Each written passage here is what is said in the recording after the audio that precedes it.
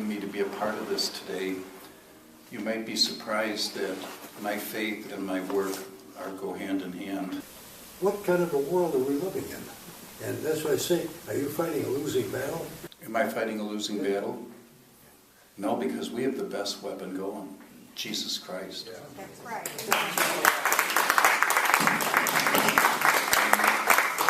It's got to be our own faith that sustains us.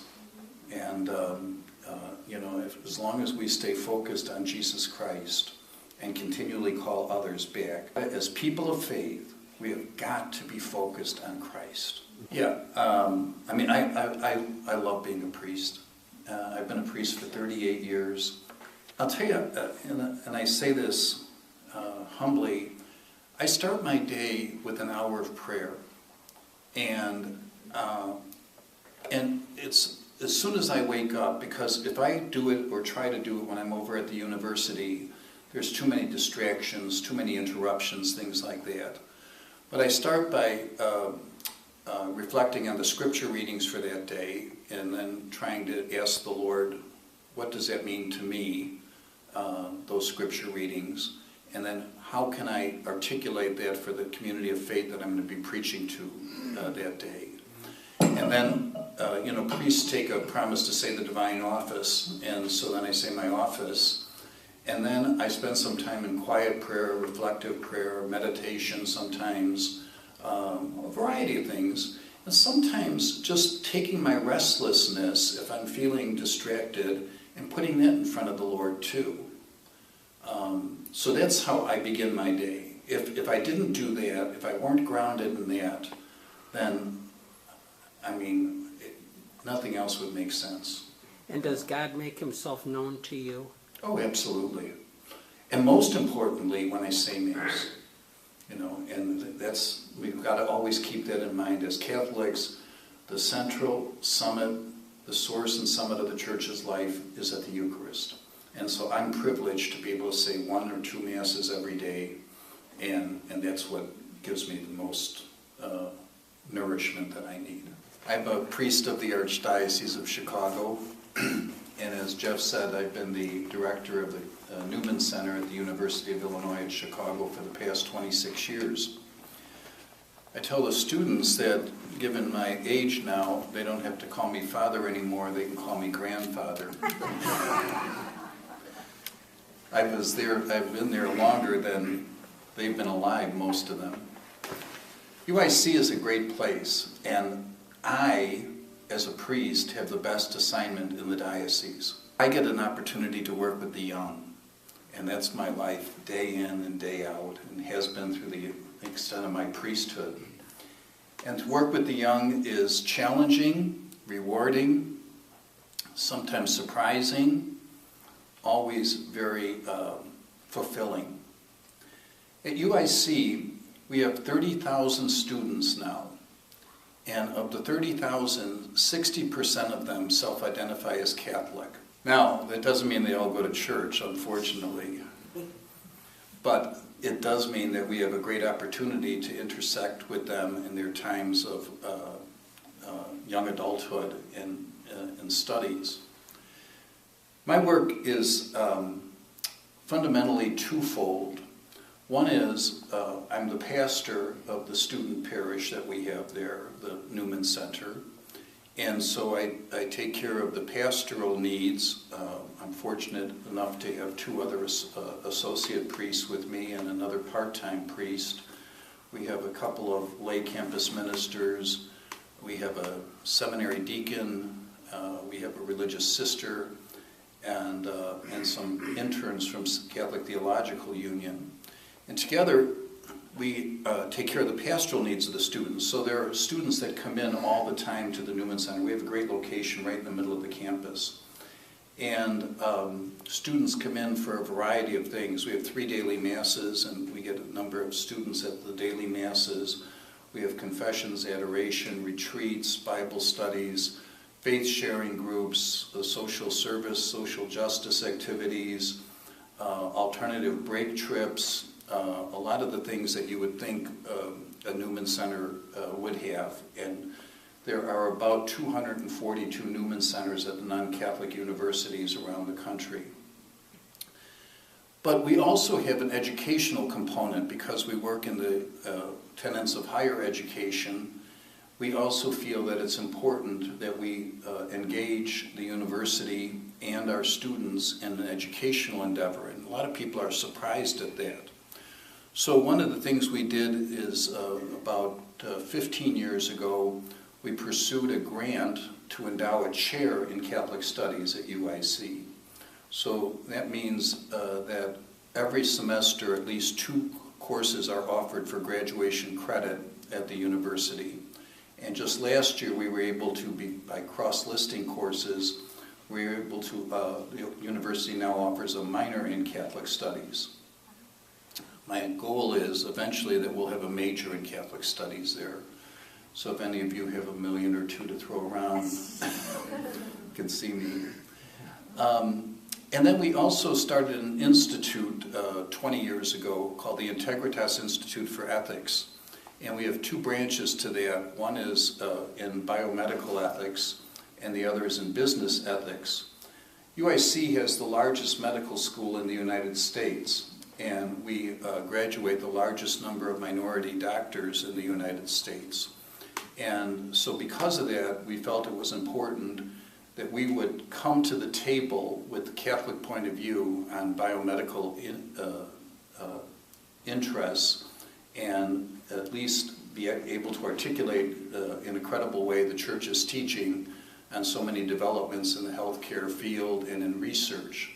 And so we have lectures once a month in the colleges of medicine, public health, and nursing, and we're going to start this year too in College of Dentistry on biomedical ethical issues. Then we also work with the College of Business Administration and do the same thing, monthly lectures in the College of Business Administration on business ethics. And I think that's a lot what we're about here tonight, and I applaud that. It's very good to have that as part of the discussion. So those programs, so we have about maybe 17,000 Catholic students at the university. Last year we touched maybe 2,000 or 3,000 in one or the other of our programs. And so we have a lot before us, and God has blessed us with good staff, with good people who are campus ministers, good priests, and hopefully we will continue to reach out to others beyond. And it's helped us to foster vocations to the priesthood and the religious life. And we've had a man ordained to the priesthood every year for the last 5 or 6 years. We have 8 in the seminaries for religious orders or for the archdiocese. We have 4 women enter the convent from the Newman Center. And so we're very happy that God has blessed us. Now, what are some of the challenges? Well, you know, the university reflects the society. And because it reflects the society, it has some of the strains and stresses that we experience in the larger society. And some of those things are the disintegration of the family, that as the family system has disintegrated over the last 40 or 50 years, the impact of that is being felt on the young people that we work with. Often young people come to us and they don't have a sense of family, community, of a connectedness. Coupled with that are the challenges of technology, that because so much is done on social media or through the internet, young people today have a hard time making relationships with each other or with others beyond them. While we take them on service projects to the poor and the needy, it's a way to expose them in a very basic human level to those that they come in contact with. And I feel that that's very important for them to experience that. Reflecting also the culture, I think, is the distortion of sexuality. And the culture that we live in, as we all know, is over-sexualized. And so young people are very confused by that and give in to urges without much thought in terms of value and principles that should guide what our urges are. So again, what we try to do is to educate on good, healthy sexuality, especially that's articulated by Pope John Paul II's vision of theology of the body. I think another thing that we find challenges with is depression. One article says that in research, about 30% of all college students are clinically depressed. And there's all kinds of reasons for that, but part of it is the pressure that higher education and the culture puts on them. And often they anesthetize that depression with the use of alcohol, drugs, pornography, or any other different addiction. There is signs of hope. Young people, as they always were, I think, are generous. Young people are responsive if we reach out to them in a welcoming attitude. Young people, especially in their years in higher education, are thought-provoked. And so I think as we articulate the Church's teachings to them, it makes them think about, although often question, why the Church believes and teaches what she does believe and teach. So I find it to be a very good place for the Church to be. As a matter of fact, I think it's essential that the Church is in higher education, and that Newman Centers and campus ministry departments in the universities are ones that should flourish because of always being welcoming. We are the arm of the Church to the young adults today. I think we will see that the young still will bring the transformative love of Christ to those that they come in contact with as they enter into adulthood. Jesus was always in relationship with somebody. You know, he met the woman at the well. He met, Peter's mother-in-law who was sick with fever. And we've got to use that as a model, and that's what I always suggest to the students. Don't judge, talk. Converse with each other.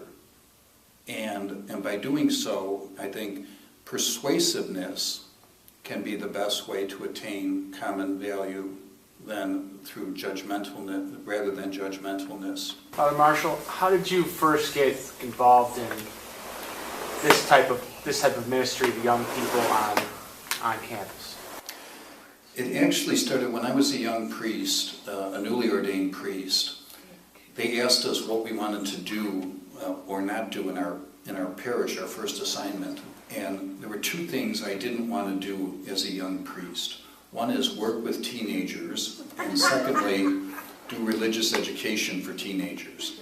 The first night I was in the rectory, my pastor said to me, I want you to start a youth group, and I want you to form a religious education program. God has a great sense of humor. So I went around, we had a parish carnival going on at the time, and I went around and went up to 12 young people. And I says, would you join me at the rectory to see if we could put together some kind of teen club? Within a month, we had 441 kids in that teen club.